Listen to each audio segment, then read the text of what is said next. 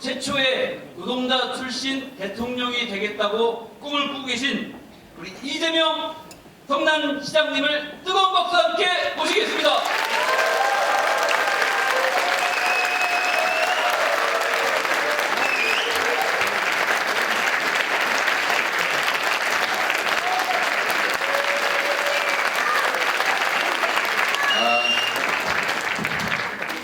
진심으로 박수 쳐주시는 거죠? 네. 감사합니다. 우리 우원식 위원장님 포함해서 우리 3개 지역의 구가 합동으로 개최하는 이 강연회인데 이렇게 많은 분들 환영해 주셔서 진심으로 감사드립니다. 이 세 회의 구를 합치면 웬만한 광역시만큼 되지 않습니까? 대단한 새로운 시대인 것 같은데 감사합니다. 오늘 원래 주최 측에서 정해준 바에 의하면 30분 정도 하고 나머지 30분 정도의 질문응답을 갖는 걸로 이렇게 있는 것 같아요. 맞나요? 네. 제가 또 그때 맞춰야죠. 저기 시계에 잘 안 보이는데 지금 15분이죠? 그럼 45분까지 제가 하고 싶은 얘기를 최대한 요약해서 제가 기본이 2시간이고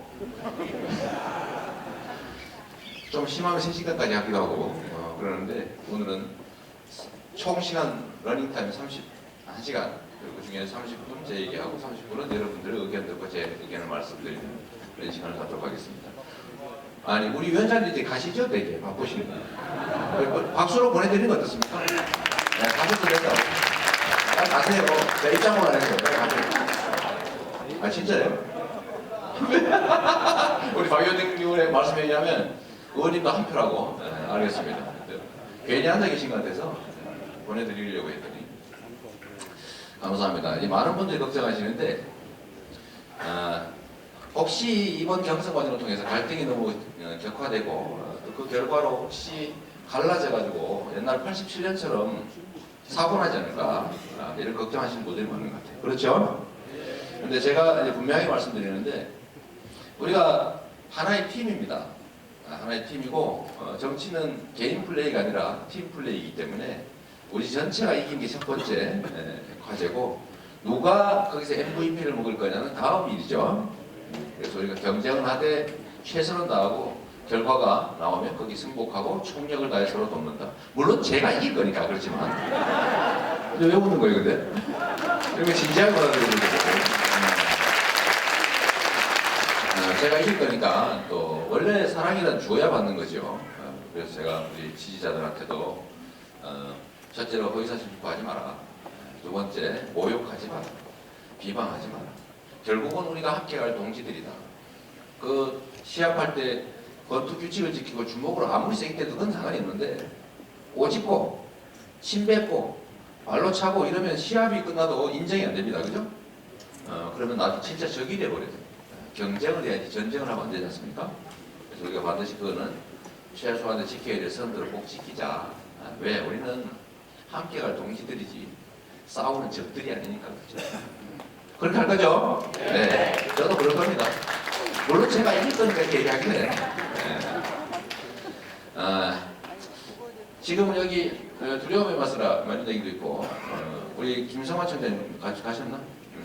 우리 김성환 청장님하고 저하고 공통점이 하나 있죠. 뭔 공통점이 있죠? 에이 키가 작다니. 제가 키 상당히 큰 편이에요. 170을 넘었어. 우리 같은 점이 뭐냐면 종북으로 몰려가지고 정미홍이한테 소송해서 이긴 사람들이라는 거죠. 그거 혹시 기억하세요? 종북. 우리 사회에는 신화, 금기 이런 게 참 많죠. 그리고 이 신화와 금기는 누가 만드냐면 뭔가를 지켜야 될 기득권자들이 만드는 거예요. 여러분들 금줄처럼 못 들어가죠? 성황당에도 원래 다 금줄처럼 그 안에 들어가면 안 돼요. 왜냐면 그 안에 들어가면 큰일 납니다. 거기는 힘센 사람만 들어가는데. 그런 것처럼 우리 사회에 금기들이 많은데 이 금기들을 깨지 않으면 이 비정상적인 구조를 고쳐낼 수가 없습니다. 우리 사회에 제일 힘센 조직이 어디입니까? 어디예요? 누가 제일 힘세요? 우리나라에서? 그렇죠. 아주 극단적으로 얘기하면 이재명이가 힘이 제일 세죠. 물론 이건희가 더 센데 그분이 지금 어떤 상태인지 알 수가 없어서 그죠? 이재명이가 제일 세죠. 이 나라를 지배하고 있는 것은 전에는 정치 권력들, 또 그 이전에는 군부, 군인 세력들, 또 물론 그 이전에는 친일 매국 세력들이었죠. 근데 지금은 경제 권력이 이 나라를 실제로 지배하고 있습니다. 맞죠? 우리가 촛불을 들고 한 얘기가 있죠. 첫째, 박근혜를 구속해라. 박근혜를 퇴진시키자. 두 번째, 새누리당을 해체하자. 왜? 몸통이니까. 세 번째, 나온 구호가 현재 뭡니까? 재벌을 해체하자. 우리 시위대들이 촛불 민심이 주장하는 이 구호는 사실은 우리 사람들의 마음이 모인 겁니다. 그렇죠? 재벌 체제를 해체하지 않으면 이 나라의 미래는 없어요. 그리고 그 재벌 체제 해체라고 하는 거의 핵심은 재벌 기업을 없애자고 내가 주장했다고 어떤 이상한 자들이 자꾸 음해를 하는데, 제가 재벌 기업을 없애자고 할 만큼 모자란 사람이 아닙니다. 이 재벌 기업들을 부당하게 지배하면서 이 재벌 기업들이 기업으로서의 정상적인 활동을 하게 하는 게 아니라 비정상적인 행동을 하게 만들어가지고 거기서 비자금 만들고 정경유착하고 중소기업 착취하고 노동자 탄압하고 필요하면 남 기술 개발하는 거 그냥 뺏어가지고 하고, 혹시 고발당하면 검찰에서 담당 직원 벌금 몇 푼 내고 끝내버리고, 이런 짓을 하면서 부당한 이익을 챙기는 그 핵심 중에 핵심, 바로 이 재벌 가문들의 비정상적 체제를 싹 드러내자는 거 아닙니까? 이걸 드러내면 재벌 기업들은 오히려 기업 경쟁력이 높아져서 내가 보면 주가가 올라요. 여러분들 재밌는 거 있습니다. 대한민국에서 삼성 재벌을 그 가문을 싹 떼내가지고 그 삼성 계열사들에게 개인 못하게 하면 주가가 오를 것 같아요? 떨어질 것 같아요? 주식을 안 하셔서 모르구나. 돈 없으시죠? 주식 살 돈 없죠? 요새 먹고 죽으려도 돈이 없지? 네? 그렇죠? 이해는 합니다. 그래도 이건 알아놔야죠. 그 회사가 훨씬 좋아진다는 거. 이 지배 구조. 그래서 이런 것들을 이 암적 요소들을 싹 드러내지 않으면 우리 사회가 한 발짝 더 앞으로 나갈 수 없다는 거죠. 우리 사회를 실제로 지배하고 있는, 그래서 우리 사회를 불공정하고 불평등하고, 그래서 엄청난 격차를 만들어서 사람들로 하여금 희망과 꿈을 다 빼앗아가버린 이 비정상 체제, 이 비정상 체제의 근본 조건은 바로 재벌입니다. 재벌인데 우리가 또 금기가 있잖아. 재벌 얘기하면 안 돼, 그죠? 재벌 얘기하면 큰일 나. 특히 재벌 체제 해체하자 이런 소리 하면 안 돼요. 재벌 체제 해체하자고 했더니 나만 지금 몰려가지고 왕따되게 생겼는데, 여러분들이 좀 도와주실 거예요? 네. 여러분들과 함께 열심히 재벌 체제 해체하도록. 이럴 때는 우리 제대로 구호하면 우리가 뭘 향해 가고 있는지를 확인하기 위해서 구호 한번 할까요? 네. 재벌 체제 해체하라. 이재용을 구속하라. 구속하라. 재밌죠? 그건 하면 안 돼. 그건 하면 안 되고. 그래서 우리 사회에 금기로 되어 있는 얘기를 제가 몇 가지를 하려고 합니다. 우리는 금기를 깨야 돼요. 대한민국의 금기 중에 하나가 종북몰이라고 있죠. 아까 제가 우리 김성환 청장 얘기를 왜 드렸냐면, 아니 김성환 청장하고 저하고 박원순 시장이 종북 성향 단체장들이라고 선거 직전에 이렇게 트위터에다 써가지고 저를 음해를 하길래 이거 용서할 수 없다. 근데 우리 사회에는 종북 얘기하면 어떻게 해요? 도망가야지. 종북몰이를 하면 어떻게 대응합니까? 이거 아니라고 하면은 너 아닌 거 증명해봐. 우리 박용진은 종북이죠. 옛날에 진보운동에서 종북이죠. 아니라고 그러는데 아닌 거 증명해봐. 증명 못하죠? 그래서 종북이지. 종북이지. 아, 강북이에요? 아, 요새 바뀌었군요. 종북이에요. 심지어 김일성 개새끼 해봐. 못하죠? 못하네. 종북이죠. 이렇게 몰아왔는데, 이게 이 종북몰이가 이 남북 분단을 악용해가지고 자신들의 정치적 입지를 강화해온 이 소위 분단 세력들, 이 분단 세력들의 그야말로 전가의 모두 아닙니까? 하다 하는데 마지막에 나오는 게 뭐예요? 종북몰이. 저번 선거 때도 그랬죠? 종북몰이. 이번에도 좀 몰린다 싶으면 종북몰이. 요즘은 좀 안 하는 것 같은데 곧 종북몰이가 나올 거예요. 근데 이 종북몰이를 우리가 반드시 깨야 그 다음을 갈 수 있죠. 그리고 대한민국 경제가 어려운데 제가 예를 하나 들어볼게요. 오다가 우리 김태동 교수께서 저한테 가르쳐 준 건데 그거 일리 있더라고요. 이 불공정한 사회, 이 불공정함으로부터 우리가 구체적으로 어떤 피해를 입는지를 숫자로 좀 얘기를 하라는 거예요. 그래서 제가 숫자를 하나 도움을 받았어요. 뭐냐면 우리나라의 국내 총 소득 중에서 노동자들이 차지하는 몫이 80%였거든요. 80%? 이게 90년대 중반까지 80%였어요. 그래서 생산성이 올라가서 생산량이 총늘어나면 이 80%로 계속 유지하면서 노동자들 좀 더 받았다 이 말이죠. 그런데 이 90년대 중반부터 딱 올라가다 떨어지기 시작했어요. 떨어져서 지금 얼마냐면 70%. 10%가 떨어져 10%. 노동 분배율이라고 그러죠. 노동자들이 가진 몫. 노동자들이 누구예요? 곧 가계죠. 국민이죠.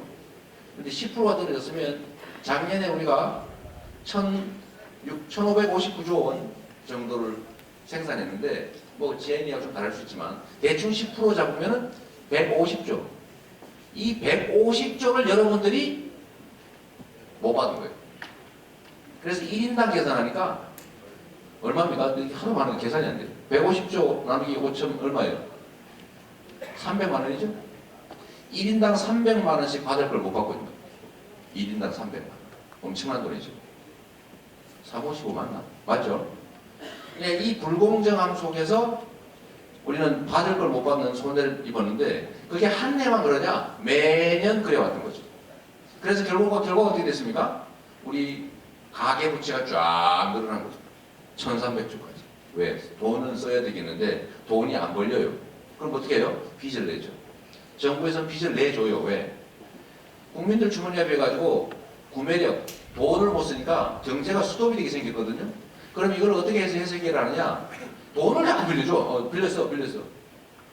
그래서 가계부채가 급증하게 된 거죠. 1300조까지 오니까 야, 더 하다가 큰일 나겠다 싶어서 지금 막았어요. 그럼 앞으로 국민들이 무슨 수로 돈을 씁니까? 돈 없겠죠. 그럼 어떻게 돼요? 경제가 침체되다가 스톱해버릴 수가 있죠. 이게 바로 불공정으로부터 오는 일이에요. 근데 이런 불공정을 도대체 누가 만든 거예요? 누가 혜택 보고 있어요? 이 불공정한 구조로부터 우리 사회 기득권자들이 덕을 보고 있죠. 그 중에서도 기업도 그냥 보통의 기업들 덕을 못 봅니다. 다 영업이 겨우 돼가지고 그야말로 속된 말로 똔똔하고 있고 뭐 흑자도 못 내고 그냥 좀 흑자 내면은 단가 부딪혀가지고 대기업 재벌들이 쪽쪽 빨아가거든요. 겨우 목숨 부지하고 있어요. 그런데 이 30대 재벌 기업이 무려 돈을 750조. 제가 이 750조 숫자를 외웠는데 그 사이에 또 바뀌었더라고요. 770조로 또 바뀌었더라고요. 계속 올라가고 있어요. 30대 재벌에 770조가 산일보금으로 쌓여서 투자할 데가 없어가지고 쌓여 있는데 이 돈이 거기에 뭉쳐 있으니 경제가 살 수가 있습니까? 경제라고 하는 흘러야 돼요. 이럴 때 우리가 뭘 해야 돼요? 이게 흘러갈 수 있게 만드는 게 정부의 역할이잖아요.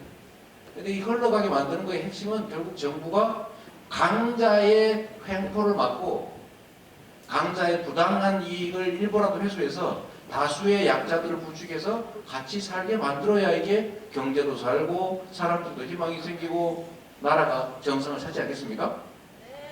맞죠? 네. 그런데 지금까지 이 정치 권력을 장악한 사람들이 결코 약자의 편을 들지 않았다는 거죠. 언제나 강자의 편을 들었죠. 지금도 마찬가지입니다. 지금도. 저는 우리나라 경제가 살아나는 법을 아주 간단하게 제시할 수 있어요. 아주 간단하게. 우리나라 노동자들이 전 세계에서 일 제일 많이 하거든요. 근데 일벌레라서 일하는 거예요. 시키니까 먹고 살라고 하는 거예요. 멕시코 다음으로 일 많이 한다는데 실제로는 보고 자체를 수능태로 해가지고 멕시코보다 더 많이 일할 거라는 게 학계 추정입니다. 일본보다 1년에 2달 반을 더 일해요. 근데 받는 월급이라고는 보수라고 하는 시간당 임금은 OECD 평균의 3분의 2밖에 안 된다. 그러니까 어떤 일이 벌어집니까? 가계소득이 줄어가지고요. 돈을 쓸 수가 없어요. 그래서 다 거지 되고 있어요. 방법은 노동자들이 싸울 수 있게 해줘야 됩니다. 노동자들이 싸울 수 있게 노동조합을 지원하고 노동조합을 많이 확대하고 현장에서 불법노동하면 감시해서 못하게 만들고 사용자들이 불법노동하면 시키면 그 잡아다 혼 좀 내고 저는 가능하면 감옥을 넣었으면 좋겠는데 삼성 계열사들이 그러면 실제 의사결정권자가 이재명이니까 노동법 근로기준법 위반으로 감옥을 보내야 되는 거 아닙니까? 근데 뭐 우리나라는 약 3천억이나 5천억 뭐 1조 이렇게 해먹어도 재벌은 절대 처벌되지 않아. 좋은 나라죠? 절대. 빨리 재벌이 되세요. 절대로 불가능하겠지만. 그래서 이거를 좀 정상으로 돌려서 노동을 탄압하는 나라가 아니라 노동을 지원하는 나라가 돼서 노동자들을 보호하면 노동자들의 임금이 올라가겠죠. 그럼 좋은 일자리가 되고 노동자의 몫이 늘어납니다. 52시간 이상 일 못하게 막아야지. 법에 그렇게 돼 있으니까. 52시간 이상 일 못하게만 철저하게 막아도요. 33만 개의 일자리가 그냥 그 자리에서 바로 생겨납니다. 뭔 실업을 걱정해요.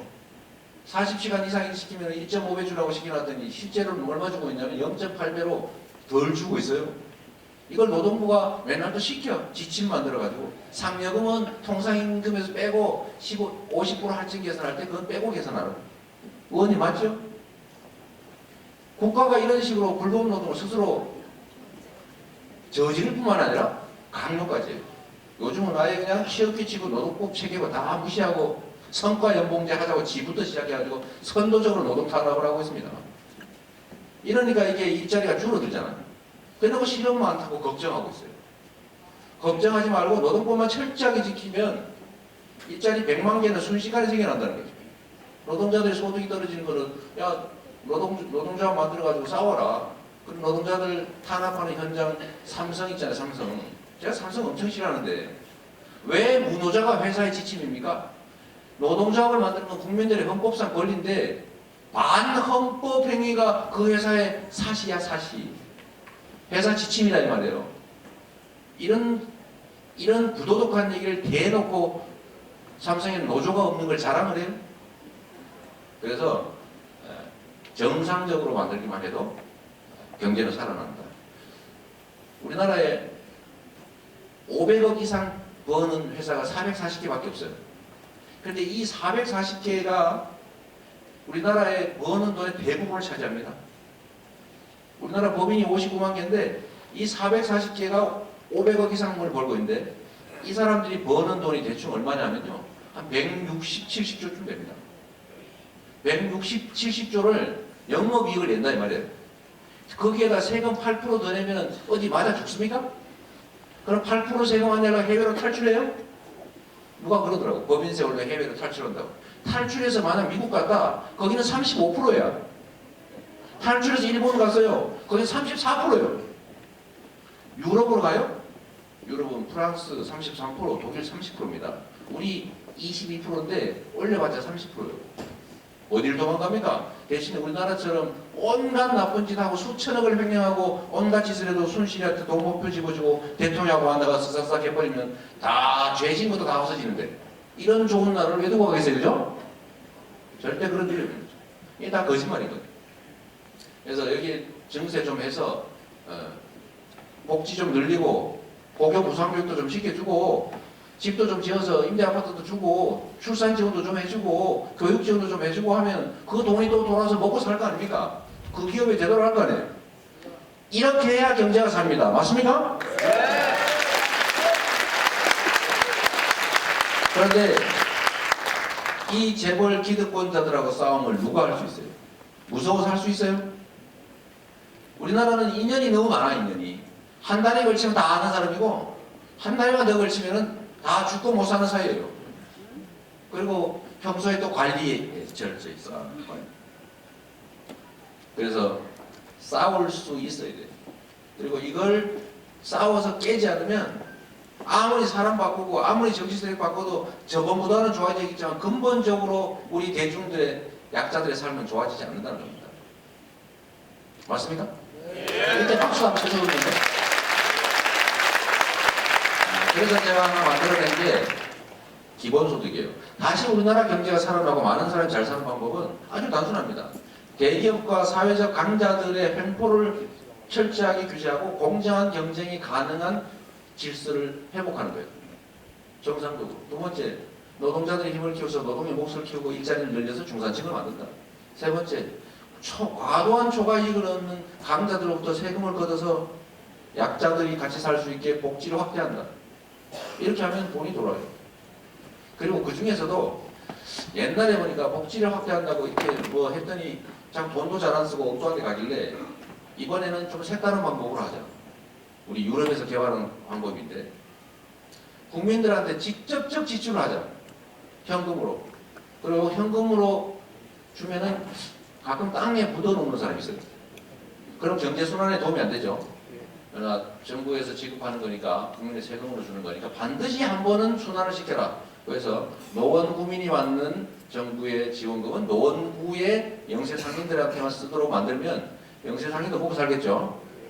그래서 제가 설계한 게 국가 예산 400조 중에 7% 정도는 충분히 만들 수 있으니까 순식간에 28조 원 정도를 만들어서 29살 이하는 다 힘들다. 청년, 학생, 아동, 신생아 다 어려우니까 29세 이하 65세 이상 종이 죽고 하다가 성질 나고 막 배고프고 힘들다고 자살하고 이러니까 65세 이상 전원 장애인들 힘들어 죽겠다니까 장애인들 그리고 농어민들 수출 대기업들 때문에 일방적으로 피해받았으니까 농어민 전부 이렇게 해보니까 2,800만 명밖에 안 되더라고요. 거기다 100만 원씩을 다 주면 가구당 한 2, 300만 원 될 텐데 이거를 그 지역에서만 쓸 수 있는 쿠폰 형태로 지역 화폐로 주면 우리나라에 560만 자영업자가 한 가게당 500만 원씩 매출을 올릴 수가 있습니다. 무조건 거기 지나가야 돼요. 그럼 경제가 살아요, 죽어요? 이게 바로 내가 만든 게 아니고요. 제가 만든 게 아니고 루즈벨트가 만든 뉴딜 정책입니다. 그래서 제가 대한민국에서 이거 시작하면은 이재명의 뉴딜이라고 붙여가지고 장난하면 쳐볼까 생각 중입니다. 그럴듯하지 않아요? 너무 쉬운 거죠. 근데 여기에 핵심은 역시 강자들의 기득권을 제한하는 겁니다. 모든 정책의 최종 목표는 부당한 강자들의 횡포를 제재하는 거예요. 억강무약. 이게 정치의 본질 아닙니까? 혼자만 치고 있어요, 혼자만. 박자가 뭐니까? 억강부약하는 나라를 우리가 만들면 좋겠어요. 시간이 워낙 짧으니까 하나만 더 얘기해야지. 우리나라 지금 현재 역사의 눈으로 보면 세계의 눈으로 보면 진짜 심각한 상태입니다. 뭐가 심각하냐? 지금 강대국도 사이에 끼어가지고 지금 미국한테 팔을 한 짝 떼어줬어요. 너 팔 좀 내놔봐. 근데 힘센 형님이 달라니까 안 줄 수가 없잖아요. 사드 배치해 드릴게요. 팔 하나 떼어주기로 했어요. 근데 중국이 옆에 있다가 너 왜 미국에만 주는 거야? 우리한테도 줘야지. 다리 한 짝 내놔. 지금 다리 뜯어가고 또 일본은 뭐 우리는 뭐 바보냐? 위안부 합의야. 군사정보보호협정. 지금 이렇게 됐는데 여러분 생각해 보세요. 지금 한반도의 전쟁 위험이 점점 더 올라가죠.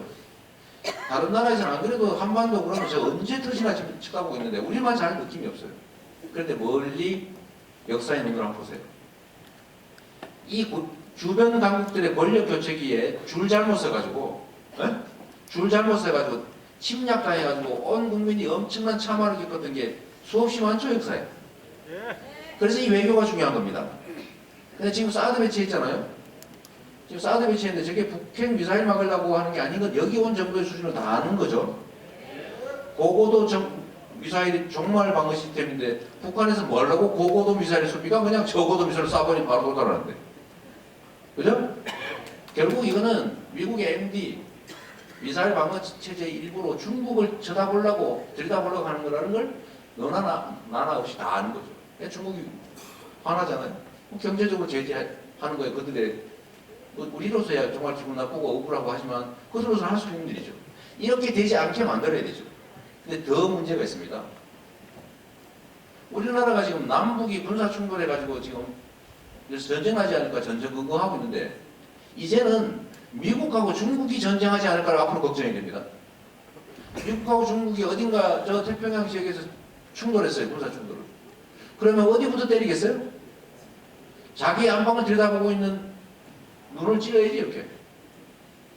바로 이 사드 배치 지역이 중국 미사일 타겟이 됩니다. 우리가 미중 군사 충돌까지 걱정하게 생겼어요. 그래서 이런 군사적인 측면, 경제적인 측면, 또 이게 북한의 핵 미사일 개발하는 걸 억제하기 위해서는 중국의 협조가 필수적인데 중국이 다 뒷문을 열어놓고 한미일 군사동맹 맺어가지고 중국을 봉쇄하니까 중국이 북한을 왜 뒤에서 때리겠어요? 자기 편 만들어가지고 막아야지. 그래서 지금 북한의 뒷문이 열리고 있죠. 핵 개발, 미사일 개발 억지 국제공조가 느슨해지고 지금 망가지고 있는 거예요. 결국은 뭐냐면 우리가 한미일 군사동맹의 최천병이 돼가지고 중국 코에다가 그냥 코를 손가락으로 찌르니 우리가 그 속에서 살아남을 수가 있겠습니까?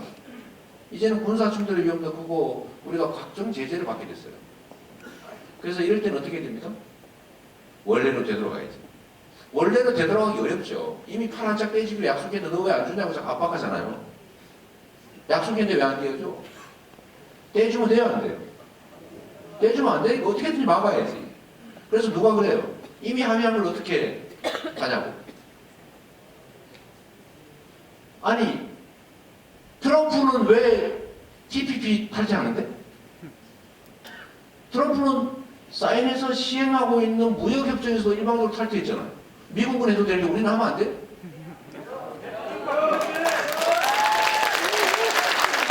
FTA도 파악이 안 되잖아요. 국가간 합의가 시행하고 있는데, 근데 우리는 아직도 시행도 안 했는데 파기하면 안 됩니까? 물론 파기라고 하는 게 너무 거칠긴 하지만 아직도 협상의 여지는 충분히 있고, 이거는 정말로 이 전쟁의 위험, 또 악순환에 시작된 첫 골입니다. 이거 반드시 원상복구시켜야 돼요. 방법은 많겠죠. 뭐 다른 대안을 낼 수도 있는 거고, 설득을 할 수도 있겠고, 심지어 예를 들면 두테르테가 썼던 수법도 있잖아요. 두테르테가 지금 원래 필리핀하고 미국이 70년 우방이었다는데 지금 미국이 필리핀에 매달려서 난리죠. 제발 옛날로 돌아가달라고. 제발 옛날로 돌아가 주세요. 왜? 중국하고 가까워져서 큰일 나게 생겼어요. 봉쇄는 그냥 자기들이 단절당하게 생겼어요. 지금. 그게 우리 한반도가 가지고 있는 지정학적인 유리한 점이죠. 불리한 점이기도 하지만 유리한 점이기도 해요. 그런데 이 지정학적인 반도 국가라고 하는 이 현실이 위기일 수도 있고 기회일 수도 있는데, 이걸 위기로 만드느냐 기회로 만드느냐 누구한테 달렸습니까? 그 나라 국가 지도자에 달린 거죠. 그래서 강력한 의지를 가진 자주적 균형 외교라고 하는 원칙을 지킬 수 있어야 됩니다. 그걸 못 지키면 어떻게 돼요? 팔다리 달고 나중에 죽어요. 조선 말렵에 우리가 당했던 딱 그 모양이죠. 여기 휘둘리고 저기 휘둘리고 이리 밀리고 저리 밀리고 이놈한테 맞고 저놈한테가 체육. 그러다 결국은 나라를 통째로 잃어버리잖아요. 지금도 그런 위험에서 결코 벗어나 있지 않습니다. 제가 보기에는 이 악순환의 수렁으로 계속 한 발씩 한 발씩 굴러 들어가고 있습니다. 이거를 우리가 어떻게든지 꼭 막았으면 좋겠습니다. 그래야 되겠죠? 이제 마지막 얘기 하나만 더 해주세요. 시간이 왜 빨리 가는지 몰라요. 여러분들 해보시면 아는데 이 앞에서 얘기하다 보면 시간이 순식간에 지나가요. 여러분들은 죽겠지요. 제가 빨리 안 끝나요. 여기는 1시간 안에 다 끝내는 게 컨셉이랍니다. 이해하시고, 마지막으로 그런 얘기 한번 해야지. 이 세상에 기득권자들은요, 언제든지 스스로 자기들의 기득권을 내놓은 일이 없고 앞으로도 그러지 않을 겁니다. 절대로. 이 좋은 세상을 왜 버리겠어요? 그냥 가만히 있기만 해도 부당한 시스템에서 착착착착 현금 들어오고 아주 우월한 지위를 그대로 누릴 수 있는데 왜 자기 걸 양보하겠어요? 그런데 우리가 이 불공정한 사회로부터 공정한 사회로 넘어가려면 분명히 이 불공정한 사회로부터 이익을 얻고 있는 그 자들의 기득권을 뺏어야 되는데 절대로 스스로 내놓지 않는다. 그럼 그걸 꼭 박자가 안 맞네요, 지금.